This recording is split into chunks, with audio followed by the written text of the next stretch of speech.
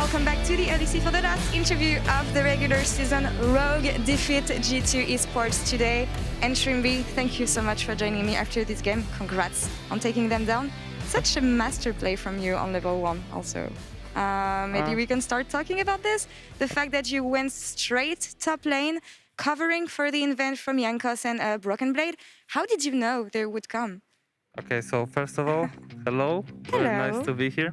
And yeah, it's really nice to win against G2, actually. We managed to win against them twice in this year. It's already more than any time before. Best of 1, so that's pretty nice. And second of all, well, we had pretty bad, I would say, like level 1 in terms of champions. Like we had Hecarim, who is easily punishable, E-level, so at least that's what G2 used to also do. So, and they have a strong one. So I was like, yeah, I'm just gonna sit in the brush, see what happens. They came really late. I was a bit surprised. I thought they would come much earlier. And yeah, I was playing against Alistar. This champ doesn't punish level 1, right? He's like pretty useless. So I was like, yeah, I'm fine giving up my 3 minions and Zeri will farm it up anyway. Most likely, because Alistar cannot punish. So yeah, I just decided to do that. It felt like they would do that because they're really they tend to be, G2 is this kind of team that is pretty aggressive and they try to do as much stuff as possible. So yeah, we just flipped it. If that didn't work, I would be like 3 minutes behind, which is pretty bad, but I'm playing against Alistar, so who cares? Yeah, it doesn't, I mean, it doesn't matter so much in terms of the laning phase, but how much did it impact the early game for your jungler specifically?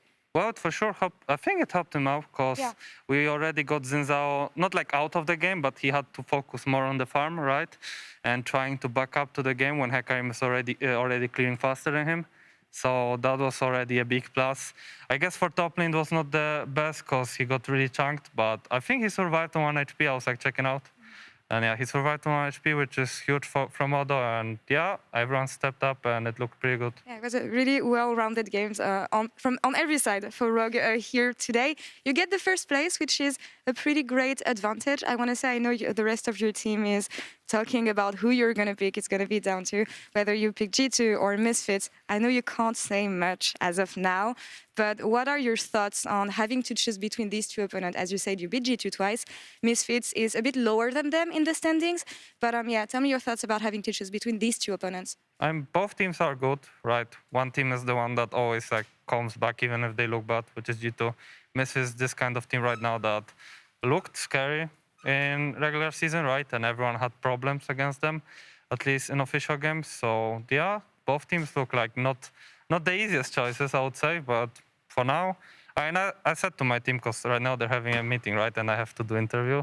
I'm sorry about that. I mean, no, it's fun. It's not your fault. I said that, yeah, I don't really care, because if the team thinks that one team is better to face, I'm fine to agreeing to that, and that's just it.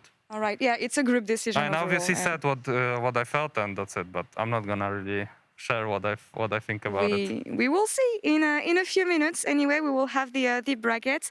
You finished first once again, and how do you reflect on this season overall? You had such a great start to the split. Talking to Comp, also, he told me that things went a bit more complicated towards the second half of the season. How do you reflect on the performance from the whole team, but also yourself? For the whole team, it was pretty good. We had a little bit of doubts, at least I had, in terms of how we play as a team and stuff like this, because sometimes we play really well, but sometimes it ends up being like a messy game that everyone does something really, not like bad, but it just shit happens, right? And it's just not much we can do at that point, and we just have to like trust each other. And that's the games when it's hard to like process it, right? Because you want to win every game, and then you like lose to those teams that are like lower in the standings. So that's for sure some of the trust and like fate issues that come in. But yeah, from my point of view, like I'm trying to like figure out how to work around it, and yeah, I try to help this out and try to trust more and more my team, because we're doing great and we have games that I'm really proud of. I think this game was really nice from us, and I was really happy from the game. And I just want to have more of those and not really think about the games where, yeah, it just feels like we didn't deliver. I want to deliver every single game, and yeah, it will be nice as a team to do that and be able to do something this year. It will be a nice challenge. Also, during the playoffs, I know that you guys maybe have a revenge to take on playoffs and best of fives in general. How do you anticipate this new phase in the season? I mean, we won more best of fives than we lost, so I don't really care what people think about the playoff thingy. Obviously, we tend to not play the best in some of the games, but it's just sometimes it just happens. You know, one player is not able to deliver the way he wants, but they need to step up. And last year we didn't manage individually and as a team to step up for people that couldn't really deliver at certain day. At least sometimes. Sometimes we could, sometimes we couldn't. So yeah, I just want to figure out and try to make it possible that even though we will have the worst day possible for every one of us, we'll be able to close out the game and be able to step up for each other. All right. Well, nice to hear that things are going good for Rogue ahead of playoffs. My producers just told me that you chose your opponent, so this is safe for me to reveal. You will be playing against Misfits, I hear. You were telling me actually that this is the comeback team, the team that manages to win games out of what may seem impossible on the first side. What makes you believe that you won't? I mean, that you won't let them the opportunity to come back in a best of five scenario? Yeah, I mean, maybe it's gonna happen like versus Mad Lions. Like I can't really tell you exactly, but I think that Misfits is not as experienced as G2 is, right? Let's say in playoffs. So maybe that's gonna be our card to win this best of five. And overall, I think we're better individually and as a team against Misfits. So yeah, I hope that we're gonna be able to showcase it during the best of five. But they're good players, so. And they were showing really good the split, so you can't really underestimate them. So I'm really happy to see what we're gonna do against them. And you have 3 weeks to get ready for any opponents. I mean, when I look at the brackets and the teams we have, this is going to be stacked. And your ADC was telling me yesterday, actually, that it's super hard to predict who's going to take it home this time around. No team absolutely dominating the league. What are your thoughts on playoffs in general and how stacked and the surprises we may have? I think overall I would say this lower standings, like 5th and 6th place, look much more stronger than previous year at least. I don't know if for sure in spring. I don't know in summer. And overall, the level seems quite neutral, like in the way that everyone seems pretty good. So. Yeah, I'm really excited to see what's gonna happen with all of those games. I'm not sure if like there's. I mean, obviously, Fnatic was looking the best like at the end of the second split, but I think every single team can deliver for playoffs, and that's what matters, just playoffs right now. So no one is gonna care about who did what in regular season when they're gonna smurf in playoffs, right? Exactly. Best of ones are so different, and who knows how much teams can progress within these 3 weeks that you guys will have. Trymbi, I don't want to hold you for too long. I know you want to get back to your team's access. No so problem. thank you so much for the interview. Once again, congrats on taking first place, and we'll see you back in 3 weeks for playoff. Thank you very much for having me. Thank you, as always. And Sjokz, back to you for the last PGL of the regular season with Odoamne. Thank you so much, Laure. I think Trymbi still wanted to answer some questions. I always love interviews with Trymbi. He's so precious, and he put up a great performance once again. But we are here in the LEC post-game lobby with Guldborg and Odoamne, because how could we not have Odoamne on PGL for the last time this spring? As always, it's an honor to be here and hang out with you guys on these fancy couches. People do really look forward to the Odo PGLs, you know. Is it stressful? Yeah. I mean, it's newest Netflix series, I guess. Yeah, would baby be good. All right, let's look back at this game. Rogue versus G2. I gotta say, Odo, I was a bit disappointed in that we didn't get an as close game as expected. If we look at both of your levels recently, what do you think it was? I mean, killing Jankos level 1 definitely contributed to the game. But I also feel like, I don't know, they were kind of predictable with most of the plays they were trying to do, because we killed Jankos level 1 when they're kind of doing the same level 1 that they've been doing for like the whole split, and they keep doing it, and it was a bit bizarre that they keep trying to do it. And then we killed Caps on rotation to top dive. That was very telegraphed as well, and he's walking there without sums, and I don't know, it just felt like they're just kind of autopiloting their plays. And also draft was a massive diffy this game, I think. I don't know, I mean, looking at meta picks right now, the champs we got were complete prio champs. Zeri, Hecarim, Victor are perma-pick or ban in pretty much almost every major region, especially in EU, because we do love these sorts of champs. And I don't know, it felt really weird to get all three of them on blue. You know, we went to 2-3, and then we were like, why should we just pick both of them? Because we were like, you're not used to having both of them just open like that. And we're like, well, I guess we take them, you know, because we had like something else planned as well that we were gonna go for, and then we were like, I mean, it's just stupid to not take the three most OP champs in the meta right now. So yeah, I mean, all of these factors were kind of the reason why they lost so hard. In that regard as well, because up towards the laning phase you had against Akshan, which is a ranged top laner, it looked a little bit dire. You almost got solo kill there, level 1. How did you feel about the matchup in lane? Jesus, Guldborg.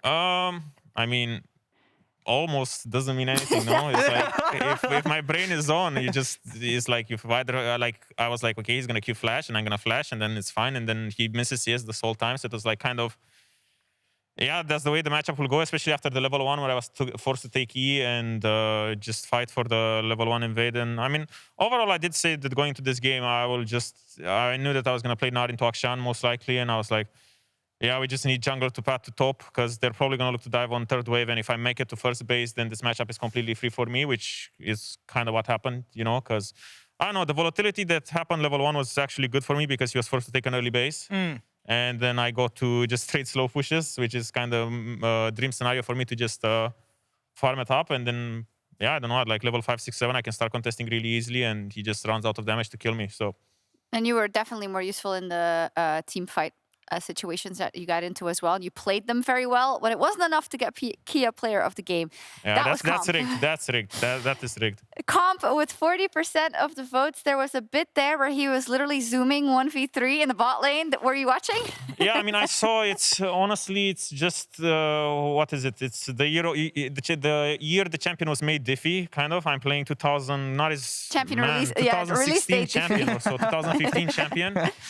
Even older than that, I think. It's 2014, I think, because I was playing my promotion game in LEC. Yeah, Nar's been around for a while. Yeah, and he's playing 2022 champion. So honestly, yeah, you just look at the champion, you're like looking at the release date, and it's like, yeah, that's the champion I want. That's the flashy Do you know champ. our stats people actually do have a ranking? They have like a release date difference ranking, and they look at if it's actually the case. And I believe that the first couple of weeks in the season, or like by the halfway point, all the newest ones were losing a lot. Really? Yeah, but then Zeri came out. But there's also just the stuff like you get champions like Twisted Fate that's been in the game for the longest time ever. High elo, or high win rate, the likes of Garai. Perfect champion, so high prior honestly. as well. Like some of the season 1 champions, you don't want to sleep on them either, because they're just so binary that they're quite kind of broken. But I hear you about the some of the champions that get released. Do you think Renata is Copium. crazy too, or is she balanced?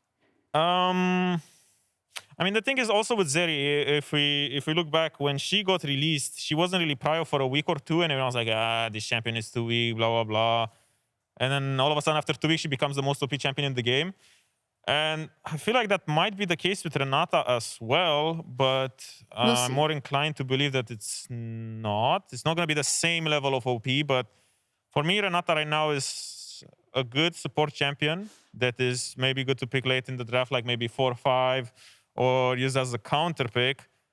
But I mean, I don't know, the way it's going to be is like we're going to have 3 weeks on the same patch, I think, because I don't think the patch is going to change, if I'm not mistaken. I think there's one coming, no? And that's what I heard as well, but now that there's the Riot week off thing, then I think that they're just going to postpone everything, so this is going to be playoffs I don't know. patch. Let me ask if production knows and if they can tell me, but go ahead. Yeah, so that's, there's going to be 3 weeks on this patch, so, I mean, even if you look at Worlds is like 1 month on the same patch, and by the end of Worlds, there's always a different meta than compared to the beginning. Yeah, 12.5 in playoffs. Yeah, so it's the same patch that we have right now. So, I mean, things might change. Renata might become really OP because most of the team's opinion is pretty high on Renata, but we need to see how high it can get. So now you're on 12.4, by the way, but not on live. Or like the live patch. Yeah, the live patch, indeed. Yeah. Sorry, just to clarify, Guldborg. How often do you feel like the scrim culture kind of changes when you're picking champions? Because we had like the TF nerf that came through, then 1 week no one played the champion, now it's prio again. Like, do you feel like it's a team mentality thing where you sometimes just try a champion too hard or don't give it a chance enough? I mean, it's weird because I feel like it's mostly a bubble kind of meta because what was it? I think last year when we played Mad Lions with the Rogue roster and we got 3-0'd, that kind of happened because our main scrim partners for, or like our bubble of scrims for prepping for them was G2 and someone else, I forgot who it was. And we kind of made our own scrim meta, and they had their, like, and Matt had their own scrim meta, and their meta was just better, and we just got 3-0'd, and I think G2 also suffered, or Fnatic suffered, I don't know. I think something happened where like both, like our bubble was getting completely stomped in playoffs, and then you're like, oh, well, you're kind of messing up real time, like big time. So what they're doing is obviously better. So that's why sometimes you see, like we had comeback in the playoffs. I mean, we still lost finals, whatever, but our performance after getting stomped 3-0 by Mad was like a lot better, just because we got to get out of that bubble, you know? So I feel like the same will happen this time, probably, where teams just get the main scrim partner and everyone just experimenting. And for example, TF is going to be really OP, and then we're like, oh yeah, we're just going to try, let's say, I don't know, Orianna or Victor into it, and we're going to be like, oh, this is really, really good, wow. And then the other part of the other team with their bubble finds a different counter, and then we're like, in our opinion, TF is going to be useless, but for them, TF is still OP because they just pick whatever, I don't know, jungler, let's say, or whatever. And stuff like this might happen. So I feel like meta will be reliant on what the bubbles are going to be about. And I guess you can't avoid it because you can't scrim everybody. So Yeah, it's just about who can adapt the most. Well, after the thing is, we made a mistake last time where we were kind of screaming. We're like, oh, G2 is really good. Let's just scream G2 all the time. And we had G2 maybe 3 out of like, or like 4 out of 5 blocks. And we're like, yeah, they're the best team. We're going to scrim with them. And then we made a bad meta read because we were just screaming the same team. And I feel like it's just better to...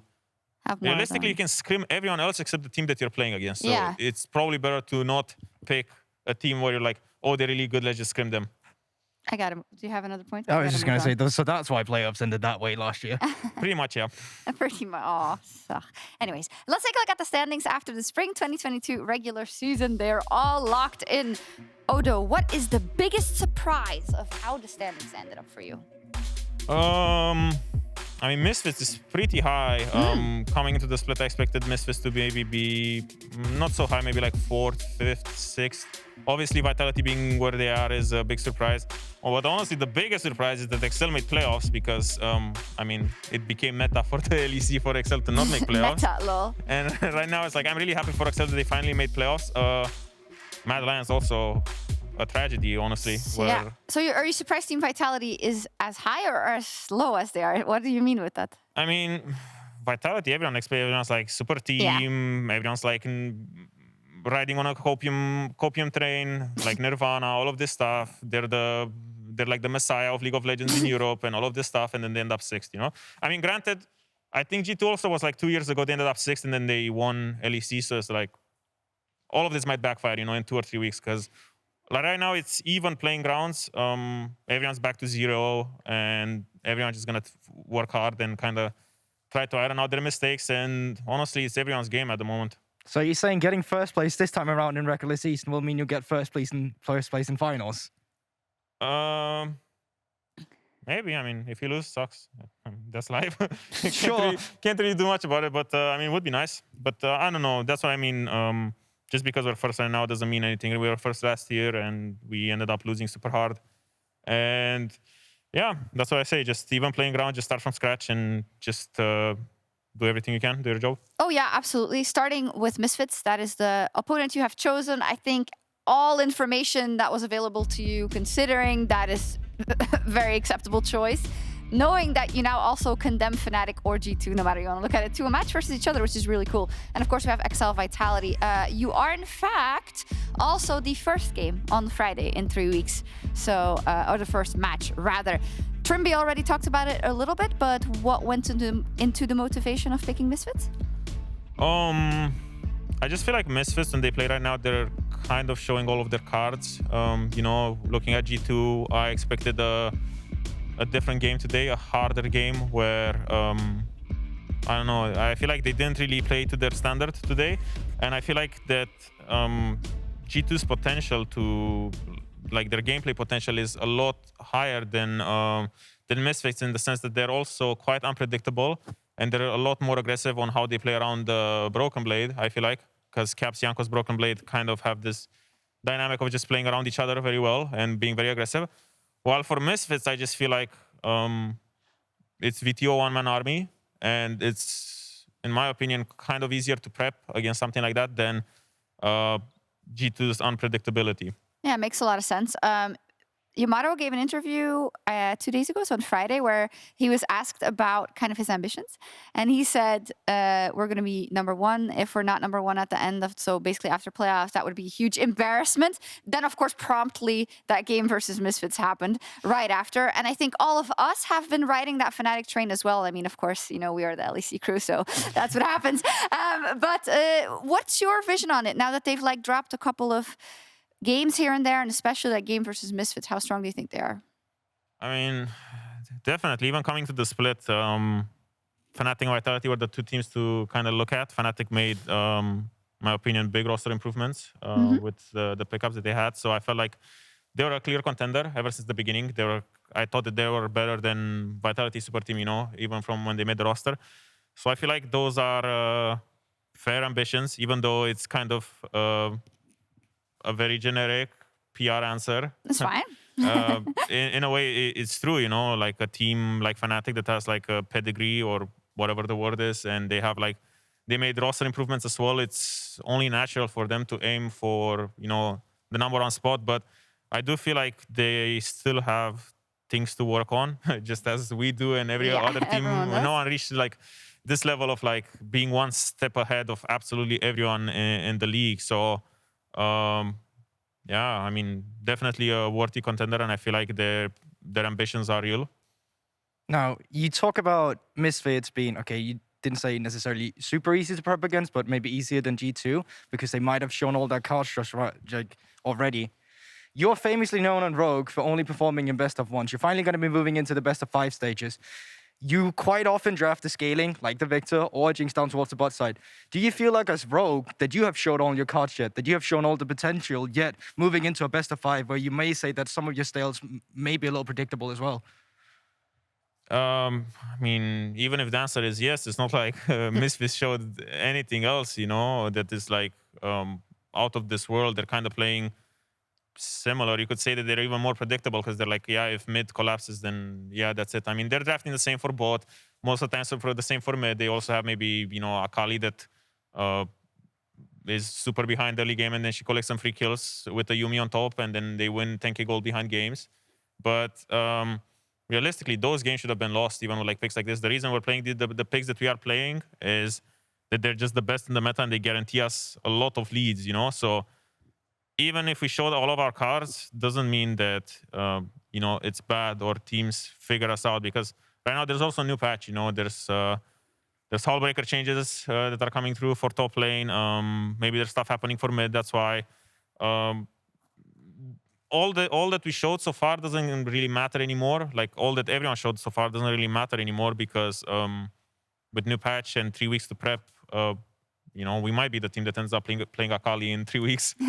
So with the short answer, you feel like moving into the best of 5, you have the adaptability for a best of 5 now as well? I mean, yeah, definitely. I feel like the thing that was crippling us last year was not really the predictability or the fact that we're, you know, playing the same stuff. I feel like it was just, there was no harmony in the squad. There was like, everything was so reliant and on us winning, you know. I felt like it was kind of like that sort of team dynamic where everyone is really happy with each other as long as we win, and the moment we lose, everything collapses. So I feel like the dynamic definitely changed now, and I feel like that's more important in a best of 5, because I feel like there's a different level of trust between each other now compared to last year. And yeah, I think that was the main thing that made us, wouldn't really say choke, but like underperform when when losses would start stacking in playoffs or whatever. That's why we collapsed, just because we weren't really, you know, best teammates with each other. Yeah. Oh, I love that insight. Thank you so much for that. Also, I think people sometimes use choke too fast. When like sometimes if you have a close series and you end up losing, that just also happens. It isn't always choking, you know, but I think people love saying that. I mean, 10k gold ahead, game 5 of the series, into losing, that's a bit of a chokery if I've ever seen one. Okay, It's a difficult case here, I'm not gonna lie. That one's probably true, but let's not think back of that. Oh, I also wanted to just congratulate you, because I think so often we go rightfully into Guldborg's questioning here now about like best of fives and whatnot. But it's really incredible what Rogue has done the last couple of years in general, and also since you have been on the roster. You guys are so good in the regular season. You get #1 again. I mean, I just wanted to congratulate you for that, to reflect on that for just a second, because that is something that does get you in like the history books in terms of great European performances, right? Although I know that for you, it's probably not finished until you get to lift that trophy, of course. Yeah, definitely. I mean, it's been a while, you know. I've been in this position where I win regular season. Not sure if many times, but definitely a couple of times.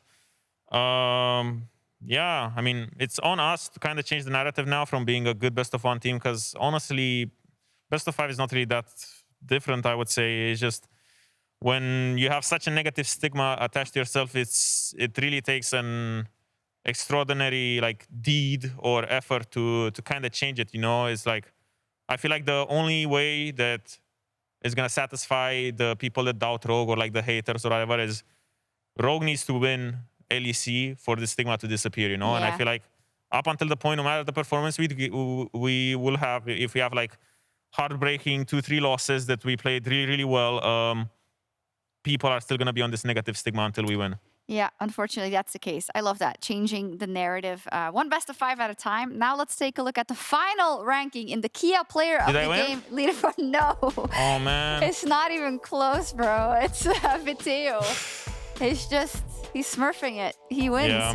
And Viteo and Hylissang are both actually miles ahead of the competition, which brings us to our final topic, which I'm not going to keep that long. I'll let Guldborg start. Who is your MVP, Guldborg? I mean, for me, and I will be biased because I'm a support player, so yes, now you can rule me out on Twitter like you did with Medic. I think Hilly, the pressure he brings to Fnatic Don't let the mob get to you. Oh no, that's free exposure. Any exposure is good exposure. I'll take it. Just go to my Twitter and give me some. But I genuinely believe that Hilly's pressure that he actually has on Fnatic is absolutely incredible. And it was hard to feel like that Hilly from last year was going to evolve and become even better. But I feel like this split he actually did. Odo, what do you think? I mean, I am somewhat on the VTO hype train. Even though like Hylissang did incredibly well, I feel like there's also this thing where people want something new because they're like, Hylissang won MVP a couple of times before. Everyone knows how good he is. And I feel like this narrative of pushing someone else than Hilly is kind of also the result that people want something like new. Oh, so you're thinking about the whole narrative, right? I also feel like, yeah, I mean, there's implications. He's getting ready for broadcast. Yeah. I mean, it's not only like the narrative Retirement plan covered. But I don't think it's also, it's from the cast, you know. I don't think it's like the cast that is pushing it, but just like people like when there's something new and fresh. So I feel like the community would really, really want VTO to win just because it's like this underdog story. He's one-man army in Misfits and all of this. And yeah, but I mean, Hylissang is like, when you play Fnatic or when you play Hylissang, it's like there's always something. I'm more scared playing against Hylissang, you know, than VTO, just because, I mean, Hilly just proves time and time again that he's a complete psycho, you know? So it's like, there's that factor in it. I mean, I don't know, it's a tough call, you know, because I feel like both really deserve it and Really both have deserve like it. incredible contributions towards there's like team success. I mean, saying that, I still... I'm one of the plebs that wants something fresh, so I would hope that VTO gets it, you know? I can see that. I think it's so cool also that this is like the discussion, right? It's not like 2 ADCs or like whatever. I really like that it's support and mid, and that's especially someone with the story of VTO. It's weird how we don't have any top laners. No top lane. You only had 2 Kia Player of the Games, unfortunately, apparently. Only 2? Yeah. Don't know what's going on there. Yeah, Are you not mad about that anymore? You used to be. I mean, that's just life. I'm just going back in my top lane cage, and I'm just waiting for a miracle to happen, you know? Okay, I'm gonna take a selfie before we sign off. Wait, I can't hold these both, so you guys have a chat. How are you doing? Great. Yeah. Lovely weather. Was it? I feel like it's been kind of cold lately. Is that the kind of weather you like? Or are you summer winter person? I mean, I kind of like. I mean, it's nice. It's all right. Okay. Oh, look, I'm over there. Wait. What is? Oh, It's wait. over there. Oh, that one, the red dot. Hey, stop looking at me. it's really awkward because now we're just like all posing there in the camera. It's like, hey, look at how they're taking a picture and stuff. It's really bizarre. I'm forgetting that my mic is not glued to my face at the end of this. Anyways, thank you so much everyone for watching. That's all from us here in the LEC Spring 2022 regular season. We hope you enjoyed the shows. It was plenty of fun. We'll be back in 3 weeks. Mark the date in your calendar, March 25th. That'll be round 1 of playoffs, Rogue versus Misfits. Until then, though, there is Liga Legando over in the LCS. Don't do that. Immortals versus Team Oh, Liquid. Team Hans. Have a good night. Bye, everyone. See ya, nerds.